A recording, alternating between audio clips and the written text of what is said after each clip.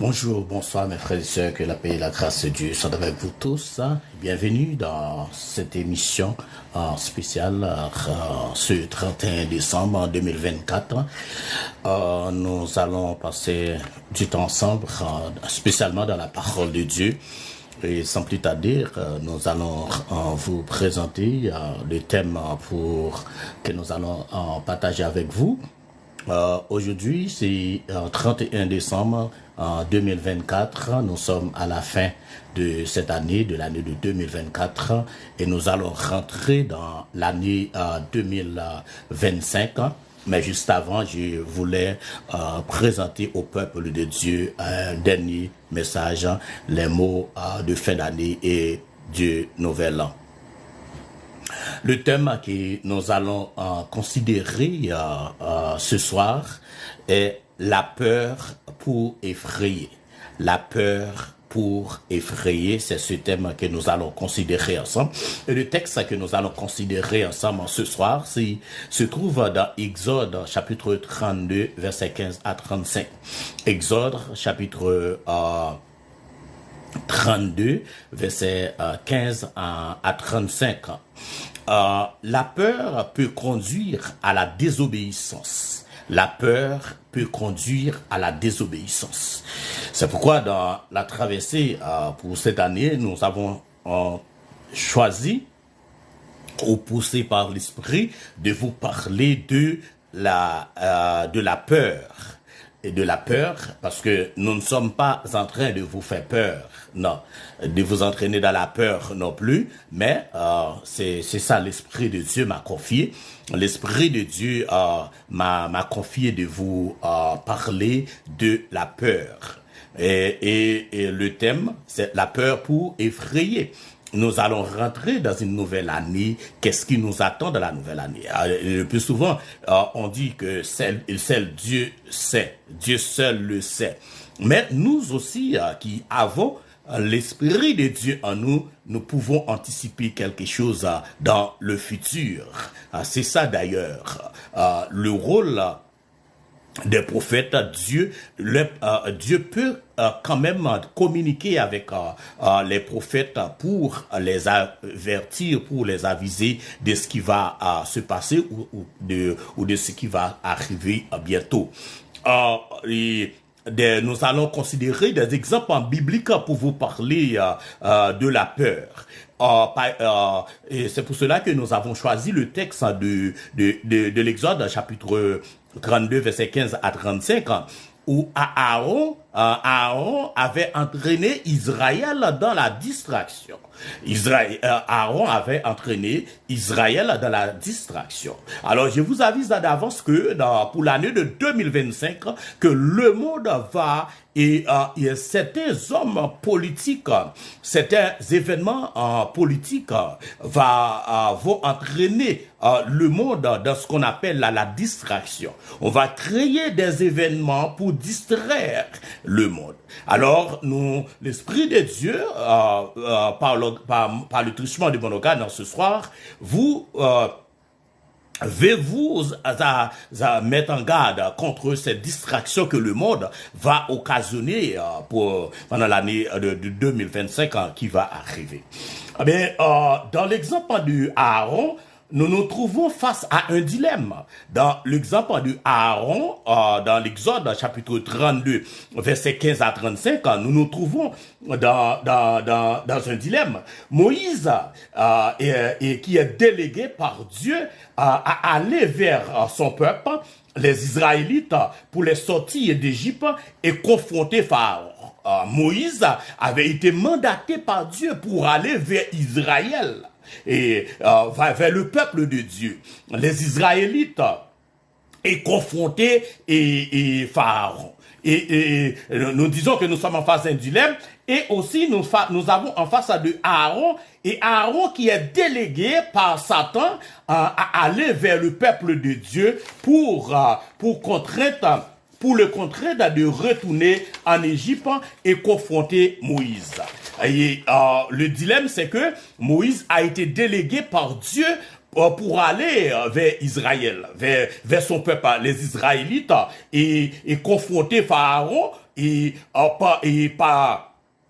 par la peur pour laisser partir Israël. Et voilà que Aaron maintenant est délégué, mandaté par Satan pour aller vers le peuple Israël, alléluia, pour l'intimider, alléluia, et pour contrer dans ce peuple à retourner en Égypte et confronter Moïse aussi par la peur, en présentant toutes sortes d'excuses, parce que Israël était bien en Égypte, il y avait de la nourriture, Israël était bien en Égypte, et maintenant Moïse a entraîné Israël dans le désert pour mourir par la faim. Alors le dilemme, c'est que Moïse a été mandaté par Dieu et Aaron a été mandaté par Satan lui-même. Mais la confrontation de Moïse avec Aaron était guidée par la main toute puissante de Dieu. Ça, c'est la différence, c'est que la confrontation de Moïse contre Pharaon a été guidée par la main toute puissante de Dieu, tandis que celle de Aaron était guidée par Satan lui-même pour défier le plan de Dieu pour son peuple. Vous voyez le dilemme, c'est que c'est là la différence. C'est que Moïse a été guidé par la puissance de Dieu, par la main toute puissante de Dieu, et Aaron a été guidé par Satan pour défier le plan de Dieu pour le peuple d'Israël. Mais qu'est-ce que Aaron a utilisé pour contraindre Israël à se détourner du plan de Dieu? Et Aaron a utilisé la peur. Et Aaron disait au peuple d'Israël, si vous voyez, Moïse vous a emmené ici dans le désert pour mourir. Et en Égypte, il y avait de la nourriture en Égypte. Il y avait de l'eau en Égypte. Il y avait une maison pour se loger en Égypte. Et voilà que vous êtes dans le désert. Allez, il n'y a rien dans le désert maintenant. Et Aaron, Satan a utilisé Aaron dans ce contexte pour détourner l'attention du peuple de Dieu, alléluia, pour que Israël ne se focus pas sur Dieu. Et maintenant, qu'est-ce qui est arrivé? Et qu'est-ce que Aaron a utilisé encore? Non seulement il a essayé de distraire il a essayé de détourner Israël de la volonté de Dieu, mais aussi il a distrait le peuple de Dieu pour enlever son attention, pour que Israël n'ait plus ce focus sur Dieu. Qu'est-ce qu'il a fait? Maintenant, il commence à créer des ambiances, des bamboches dans le désert. Il a créé un veau d'or. Et Israël commence à danser, adorer. Israël est tombé dans la fornication.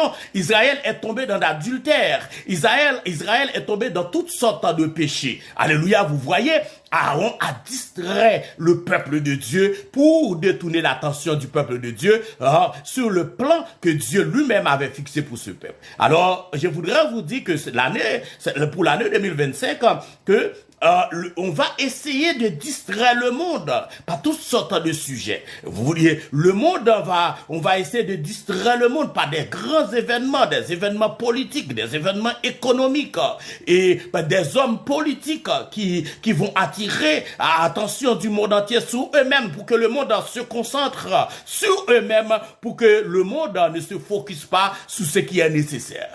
Mais le piège, c'est que ce que nous voulons vous éviter en tant qu'homme de Dieu, c'est de vous éviter de tomber dans ce piège.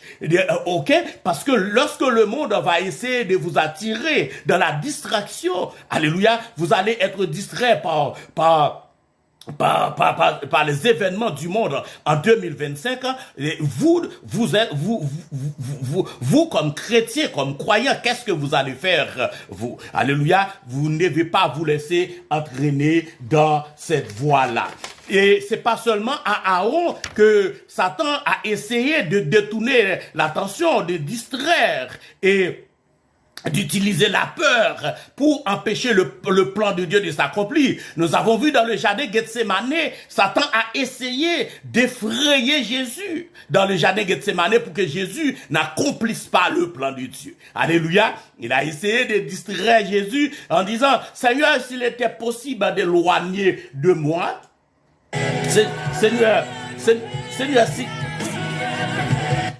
s'il était possible d'éloigner de moi cette coupe, alléluia, c'est ce que Jésus-Christ commençait à dire dans le jardin de Gethsémane, et Jésus-Christ avait peur d'affronter la mort, parce que Satan a essayé d'effrayer Jésus par la peur. Mais c'est cette âme-là que l'ennemi a toujours essayé et utilisé pour effrayer le peuple de Dieu, pour effrayer un homme de Dieu, en vue d'empêcher le plan de Dieu de s'accomplir. Et rappelez-vous que je vous ai dit que le chrétien doit se focus sur Dieu. Alléluia, se focus sur Dieu pour maintenir sa relation avec Dieu, pour rester en contact, pour rester connecté, il faut se focus sur Dieu. Alors, il a essayé de frayer Jésus dans les jardins Gethsémane, mais qu'est-ce qui était arrivé? Qu'est-ce que Jésus a fait? Allez, parce que Jésus, et ça n'a pas pris du temps à Jésus pour que Jésus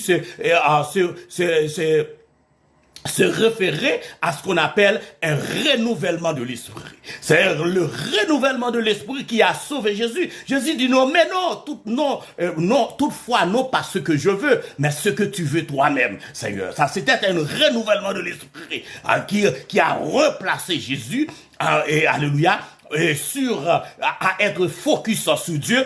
Alors, ce renouvellement de l'esprit a permis à Jésus de se ressaisir, parce que Satan voulait essayer et utiliser la peur pour effrayer Jésus-Christ, pour que Jésus-Christ n'affronte pas la mort, parce que si Jésus-Christ avait refusé d'affronter la mort, aujourd'hui, nous ne serons pas en mesure, alléluia, nous ne serons pas en mesure de parler de Jésus, de parler de Dieu, de parler de la Bible. Mais maintenant, les chrétiens, une fois quand le monde va essayer de vous distraire,